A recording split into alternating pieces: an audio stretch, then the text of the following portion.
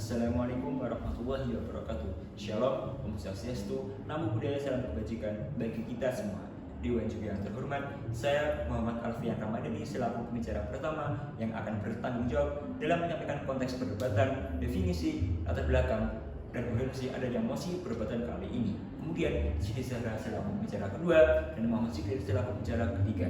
Untuk pertama kalinya, kami menegaskan bahwa kami berdiri pada standing position quo pada mosi perdebatan penghapusan ambang batas parlemen. Sebelum memasuki bangunan argumentasi, saya selaku pembicara pertama akan memaparkan definisi dan latar belakang munculnya mosi perdebatan kali ini. Dewan juga yang terhormat, Profesor Saldi Isra dalam buku Pemilu Demokratis mendefinisikan ambang batas parlemen sebagai batas minimum perolehan suara yang diperoleh partai politik peserta pemilu untuk dapat diikutkan dalam penghitungan pembagian kursi. Dalam pasal 414 Undang-Undang Nomor 7 Tahun 2017 tentang Pemilu menyatakan bahwa partai politik peserta pemilu harus memenuhi ambang batas parlemen suara paling sedikit 4% dari jumlah suara sah secara nasional untuk dapat diikutkan dalam penentuan perolehan kursi anggota DPR. Dengan demikian, makna penghapusan ambang batas parlemen merupakan peniadaan syarat minimal perolehan suara untuk partai politik yang dapat diikutkan dalam perhitungan kursi DPR.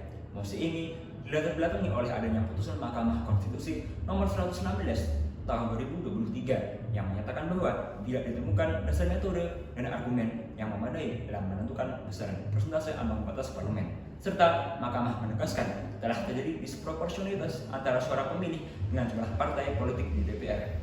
Maka dari itu, besaran persentase ambang batas parlemen harus diukur kembali oleh pembentuk undang-undang. Dengan pertimbangan tersebut, Mahkamah Konstitusi meminta kepada pembentuk undang-undang untuk merumuskan ulang terkait kebijakan ambang batas parlemen. Dewan juga yang terhormat, dengan latar belakang tersebut, maka menjadi penting untuk membahas mosi penghapusan ambang batas parlemen. Dewan Juri, terdapat dua alasan kenapa kami mendukung mosi perdebatan kali ini. Yang pertama, ambang batas parlemen tidak efektif dan tidak lagi relevan untuk menciptakan stabilitas dan efektivitas pemerintahan, serta tidak sebanding dengan hak partai politik yang dirugikan. Dan yang kedua, ambang batas parlemen menyebabkan disproporsionalitas hasil pemilu yang dapat mempengaruhi kualitas parlemen, yaitu ambang batas yang sudah tidak relevan dan tidak efektif untuk diterapkan. Untuk selanjutnya, argumentasi kami akan dielaborasikan oleh pembicara kedua serta pembicara ketiga oleh tim kami. Sekian dan terima kasih. Dewan Juri, sejatinya ambang batas parlemen hanyalah salah satu cara atau metode untuk mencapai efektivitas dan stabilitas pemerintahan pada sistem presidensial yang menganut multipartai. Namun dalam penerapannya terdapat hal yang harus dikorbankan, yaitu hak partai politik kecil dan juga pemilih. Inilah yang kemudian menjadi pertimbangan untuk mempertanyakan kembali apakah secara faktual ambang batas parlemen ini dapat mencapai tujuannya atau tidak. Sebab bila berkaca pada pemilu tahun 1999 yang sama sekali tidak menerapkan ambang batas parlemen, justru menghasilkan sistem multipartai moderat. Berbanding terbalik dengan pemilu pada tahun 2009, 2014 dan juga 2019 yang menghasilkan sistem multipartai ekstrim. Itu artinya Dewan Juri yang terhormat, jumlah partai politik tidak serta menentukan dinamika multipartai. Selaras dengan apa yang disampaikan oleh De Fajar, bahwa dalam sistem pengklasifikasian multipartai tidak hanya didasarkan pada jumlah partai politik, namun juga jumlah perolehan kursi masing-masing partai politik, sehingga mempengaruhi dinamika partai politik dalam memperoleh suatu kebijakan. Itu artinya Dewan Juri yang terhormat, ambang batas parlemen tidak efektif menyederhanakan multipartai, sehingga kekhawatiran mengenai penghapusan ambang batas ini sudah tidak ada lagi. Selanjutnya Dewan Juri, ambang batas parlemen sudah tidak lagi relevan untuk diterapkan, mengingat saat ini kita sudah menerapkan pemilu serentak, di mana pemilu serentak meningkatkan dukungan terhadap presiden melalui efek ekor jas, yaitu popularitas calon presiden terpilih akan berpengaruh positif terhadap perolehan suara partai politik pendukung dalam pemilihan legislatif. Pun pemilu serentak juga akan menyebabkan konsolidasi partai, di mana terdapat kecenderungan partai politik kecil untuk bergabung dengan parpol yang lebih besar, sehingga ini menjamin stabilitas pemerintahan baru di kemudian hari. Yang kedua, sebagai sebuah cara, ambang batas parlemen memiliki konsekuensi logis, yaitu dibatasinya hak wakil rakyat dari partai politik kecil untuk duduk di DPR. Sebagai contoh yang terjadi pada pemilu tahun 2019, di mana Prof. Yusril sudah mendapatkan jumlah suara yang memadai, namun karena tidak diusung oleh partai politik yang lolos ambang batas parlemen, maka tidak berhasil menduduki kursi DPR. Hal serupa juga terjadi pada Grace Natali yang sudah mengantongi lebih dari 179.000 suara, yang bahkan jumlah ini berhasil melampaui total keseluruhan yang diperoleh oleh PDIP, Gerindra, dan juga PKS dalam Dapil DKI Jakarta II, namun tetap tidak berhasil menjadi DPR hanya karena diusung oleh PSI yang tidak lolos ambang batas parlemen.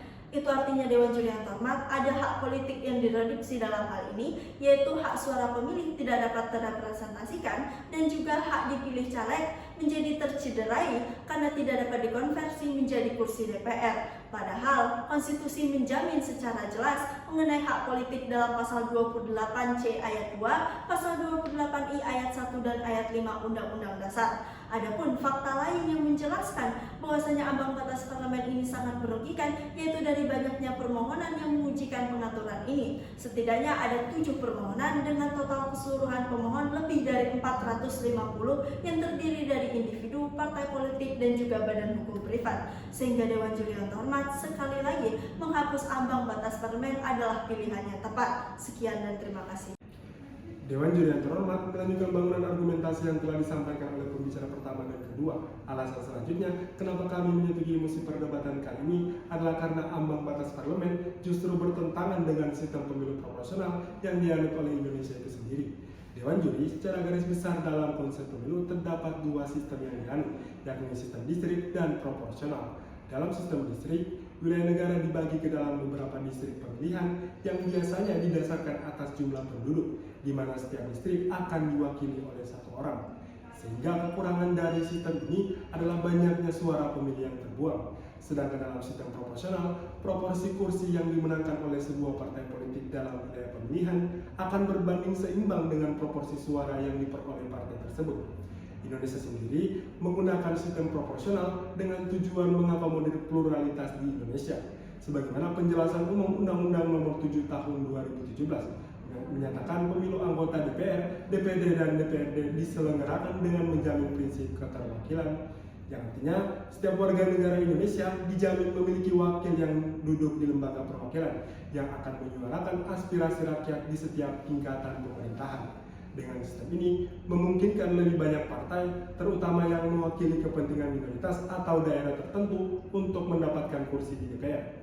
Harus disadari, bangsa Indonesia terdiri atas beragam suku bangsa yang terangkum dalam kebinekaan, sehingga dalam penyusunan undang-undang harus mengadopsi hal tersebut. Sedangkan dengan adanya ambang batas parlemen, pluralisme politik akan direduksi hanya dengan alasan penyederhanaan partai politik. Selanjutnya, sebagaimana Aren Lippert mendefinisikan derajat proporsionalitas pemilu ke dalam 2 elemen dasar. Yang pertama, derajat di mana persentase perolehan kursi setimpal dengan persentase perolehan suara. Yang kedua, derajat di mana partai besar dan kecil diperlakukan secara setara. Sehingga meskipun pada sistem proporsional, suara yang terbuang tetap ada, tetapi semestinya lebih diminimalisir agar hasil pemilu tidak terkategori menjadi disproporsional. Namun, kesalahan fatal yang terjadi, ketentuan ambang batas parlemen pada nyatanya justru bertentangan dengan sistem pemilu yang proporsional, karena hasilnya sendiri tidak proporsional. Hal ini dapat dilihat pada pemilu 2009, suara yang terbuang adalah sekitar 18% suara sah secara nasional. Dalam pemilu 2019, sekitar 9,7% suara sah secara nasional. Sedangkan pada pemilu 2024 tercatat naik 18,2% dibandingkan pemilu pada 2019.